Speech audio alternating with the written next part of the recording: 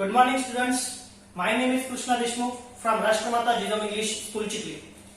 Today we are talking about the class 9th, video number 1, class 9th as well as chapter number 7, science 2.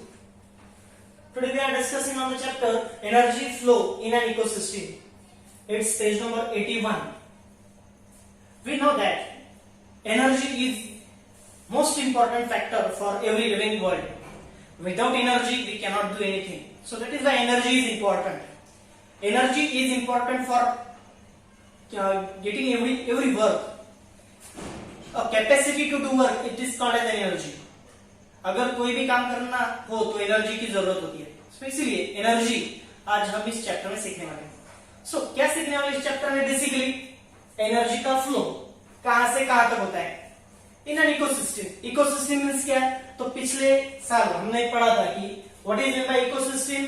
Ecosystem means a correlation between biotic and abiotic factors. It is called as ecosystem.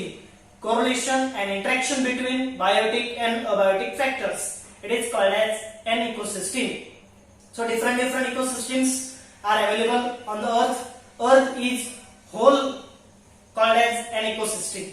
So in this video we are talking on the ecosystem and a primary knowledge of that topic. So that is why first of all we know about the ecosystem. What is ecosystem? So here is the definition. Ecosystem means correlation between biotic and abiotic factors are called as ecosystem. Biotic and abiotic factors are correlate together and they are interact together. It is whole called as an ecosystem. कोई भी biotic factor और abiotic factor in दोनों का अगर interaction होता है, ये दोनों एक दूसरे का साथ देते हैं तो उसे हम इकोसिस्टम कहते हैं. और ऐसी बहुत सारे इकोसिस्टम हमारे पृथ्वी के ऊपर अस्तित्व में है. पृथ्वी खुद एक इकोसिस्टम है. सो आज क्या देखेंगे? तो देखना है एनर्जी का flow. So what is energy? Energy कहां से मिलती है? सिंपल आंसर है, एनर्जी मिलती है फूड से. जो हम खाना खाते हैं उससे हमें एनर्जी मिलती है. अगर खाना नहीं खाएंगे तो एनर्जी नहीं मिलेगी.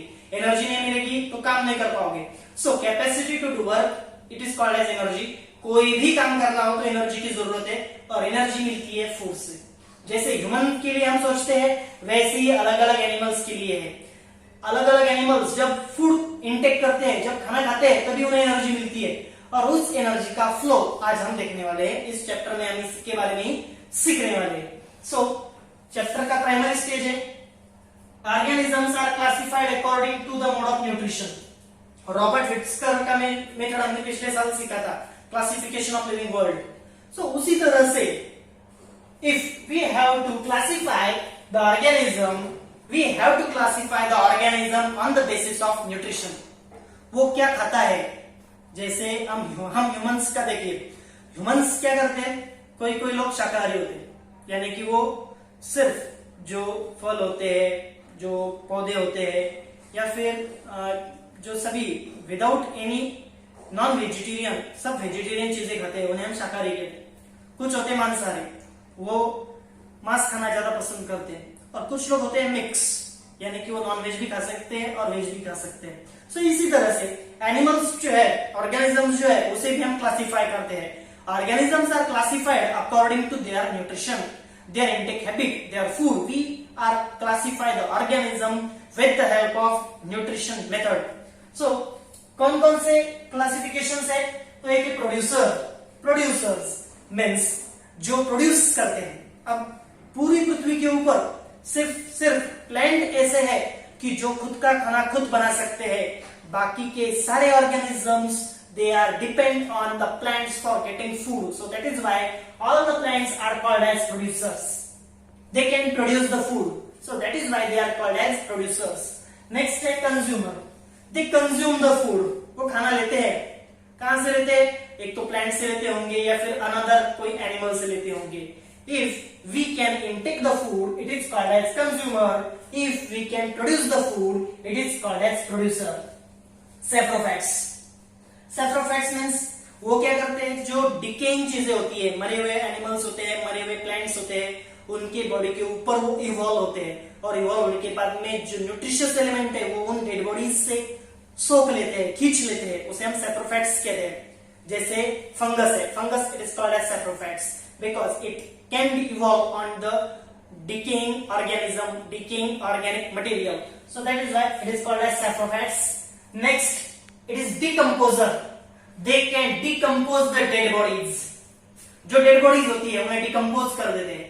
They can converting into manure. Dead bodies got converting into manure. So in this way we can classify the organism with the help of producer, consumer, saprophytes and decomposer. It is the classification method of mode of nutrition. Next, what is trophic level? एक नया word आएगा अभी इस chapter में. It is called as trophic level. So trophic level का definition दिया है.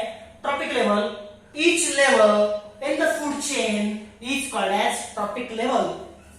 Food chain, we can generally study on the food chain into the basic chapters. Class 3rd से हम सीख रहे हैं food chain के बारे में. और अलग अलग तरह की फूड चेन होती है. एक फूड चेन मैंने यहाँ दिखाई है. ए फूड चेन है grass, deer and tiger. Each level in the food chain, उस फूड चेन की हर एक लेवल को एक ट्रॉपिक लेवल कहते हैं. यानी कि इस फूड चेन में ग्रास है, it is the first trophic level. Deer है सेकंड ट्रॉपिक लेवल. टाइगर है third trophic level. So each level in the food chain is called as trophic level. उसे हम ट्रॉपिक लेवल कहते हैं. Simple definition है. ये अच्छी तरह से आप ध्यान में रखिए. इसके ऊपर आपको एमसीक्यू क्वेश्चन आता है. एमसीक्यू क्वेश्चन आता है what is trophic level. Each level in the food chain is called as trophic level. Where is the definition of the trophic level. Next है, अभी हमने देखा है कि ऑर्गेनिजम्स क्लासिफाई कर दिया. ऑर्गेनिज्म कैसे क्लासिफाई किया? Producer, consumer, saprophytes and decomposer. So saprophytes and decomposer के बारे में अभी हम बात नहीं करेंगे. उनके बारे में हम नेक्स्ट स्टैंडर्ड में बात करेंगे या फिर अगले चैप्टर्स में बातें करेंगे. आज हम देखने वाले हैं प्रोड्यूसर्स एंड कंज्यूमर के बारे में. प्रोड्यूसर सिंपल है, जो खाना बनाता है उसे प्रोड्यूसर कहते हैं. खाना कौन बनाता है? प्लांट बनाते हैं. बिकॉज उनके अंदर क्लोरोफिल होता है and because of that chlorophyll they can produce their own food, so they are called as producer. So ये भी हो गया. प्रोड्यूसर को हमने समझ लिया. अभी रह गया कौन? Consumer. What is consumer? They can consume the food. Very easy definition. Organism that can consume the food is called as consumer. So, आज हम कंज्यूमर के बारे में ज्यादा नॉलेज लेने वाले हैं, ज्यादा जानकारी लेने वाले हैं. हमारे टेक्स्ट बुक पेज नंबर 81 के ऊपर हमें चार्ट दिया है. उस चार्ट में से हम ये जो इंफॉर्मेशन है वो एक्सट्रैक्ट किया है. देखते हैं कि primary consumer. Primary consumer means directly feed upon the plant. जो डायरेक्टली प्लांट खाते हैं उन्हें हम प्राइमरी कंज्यूमर कहते हैं. सो सिंपल डेफिनेशन है, herbivores are depend upon the producer, they are called as primary consumer. Herbivores which are depend on the plant for getting food, they are called as primary consumer. So primary consumer are also called as herbivores. Primary consumer को हम herbivores भी कह सकते हैं. So examples, grasshoppers ज्याला मराठीमध्ये नागतोडे म्हणतात, squirrel खार म्हणतात, and elephant हत्ती. So they are depend on plant for getting food. Directly they can eat the plant. So they are called as herbivores. As well as they are called as primary consumer. Next, secondary consumer. It is the second level, means carnivorous. These consumer use herbivores as their food. Secondary consumer को हम carnivorous कह सकते हैं. Carnivorous. Carnivorous कौन होते हैं? तो वो primary consumer के ऊपर depend होते हैं. An organism which can depend on the primary consumer, a consumer which can be depend on the primary consumer is called as secondary consumer. They can consume their food from herbivores. Herbivores को खाके वो अपनी food intake करते हैं या फिर अपनी food की जो जरूरत है वो पूरी करते हैं. इनमें कौन आता है? Their examples are frog, owl, fox, etc. So वो क्या करते हैं? Grasshoppers को खाते हैं. छोटे छोटे कीड़े मकोड़े जो होते हैं उन कीड़े मकोड़ों को खाने वाले. कीड़े मकोड़े क्या खाते हैं? तो प्लांट के ऊपर वो बैठकर प्लांट की पत्तियों से अपना अपना फूड लेते हैं. So in this way they are primary consumer, they are secondary consumer. Next level आता है, it is called as apex consumer or top consumer. ये सबसे ऊपर होते हैं. सबसे नीचे होते हैं प्रोड्यूसर, उनके ऊपर होते हैं प्राइमरी कंज्यूमर, प्राइमरी कंज्यूमर के ऊपर होते हैं सेकेंडरी कंज्यूमर और सेकेंडरी कंज्यूमर के ऊपर होते हैं अपेक्स कंज्यूमर और top consumer. They are carnivorous, definitely they are carnivorous. वो हर्बिवरस को मारकर खाने वाले होते हैं, वो हर्बिवरस को भी मारकर खाते हैं और जो सेकेंडरी कंज्यूमर है उन सेकेंडरी कंज्यूमर को भी मारकर वो खा सकते हैं। नेक्स्ट है apex consumer, it is called as carnivorous.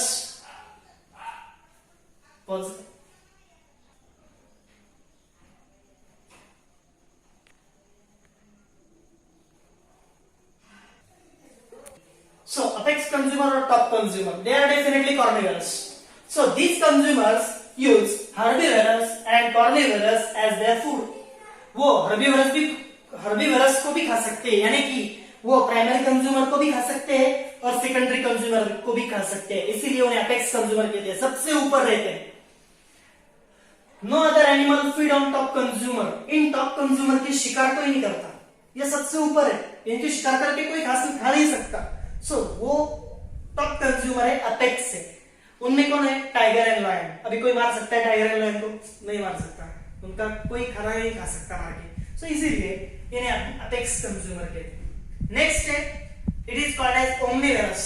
ओमनिवरस, they are feed on herbivorous and carnivorous. अब ओमनिवरस कौन है? ओमनिवरस वो हर्बिवरस को भी खाते हैं और कार्निवरस को भी खाते हैं, लेकिन वो अपेक्स नहीं है, अपेक्स से थोड़े से अलग है। उनमें कौन आता है?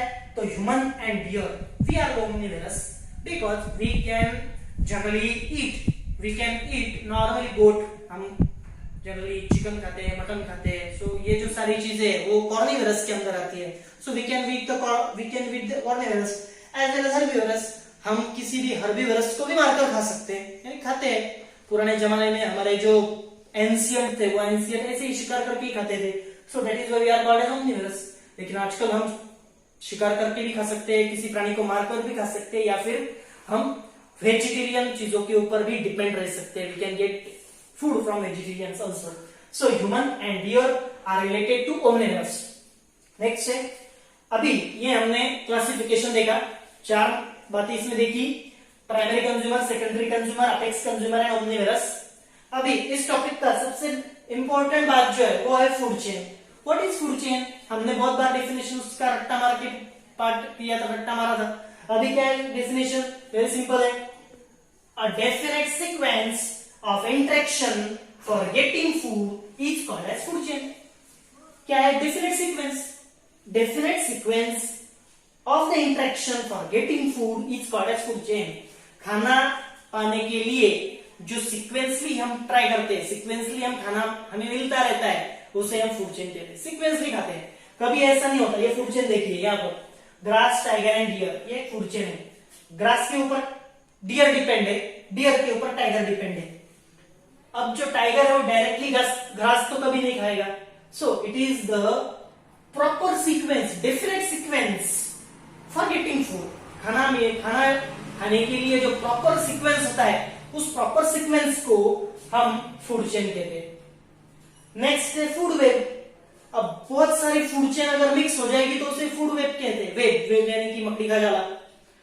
सो बहुत सारी फूड चेन अगर एक दूसरे में मिक्स हो गई तो उसे हम कहते हैं फूड वेब। उसकी डेफिनेशन है, many food chains that are interconnected at various level is called as food web. अलग अलग फूड चेन एक दूसरे में मिक्स हो जाना, इसे हम फूड वेब कहते हैं। सो ये जो 3 डेफिनेशंस ये बहुत इंपॉर्टेंट है आपको। पहली है इकोसिस्टम, दूसरी है ट्रॉपिक लेवल, तीसरी है food chain and food web. These all definition you should write in your notebook as well as these points are also write down into your notebook. Very easy topic है ये। Chapter 7 है जिसका नाम है energy flow into the ecosystem. Class 9th का chapter है जिसे हम साइंस 2 कहते हैं, और ये पहला वीडियो है इस चैप्टर का। जैसा हमने चैप्टर नंबर 6 देखा था, कि आपने नहीं देखा होगा तो मेरे जो YouTube चैनल है क्रिएटिव एजुकेशन, उसके ऊपर आपको उसकी वीडियोस मिल जाएंगे। वैसे ही आज से हम चैप्टर नंबर 7 शुरू करने वाले हैं। तो इस चैप्टर नंबर 7 में हमने energy flow into the ecosystem में बात सीखने वाले। आगे आने वाली वीडियोस में और हम बातें करेंगे और इस चैप्टर को सीखने का प्रयास करेंगे। अभी हमें साइंस 1 की तरफ भी जाना है। साइंस 1 के भी हम ये दो चैप्टर खत्म होने के बाद शुरू करेंगे। Till then you should generally watch our YouTube channel. It is called as Creative Education. My name is Krishna Deshmukh from Rashtramatha Jizam English School. Provide you the best knowledge of the science and very easy language, in very easy language. So science is very easy subject. Don't take tension about the science. So till then, watch my channel.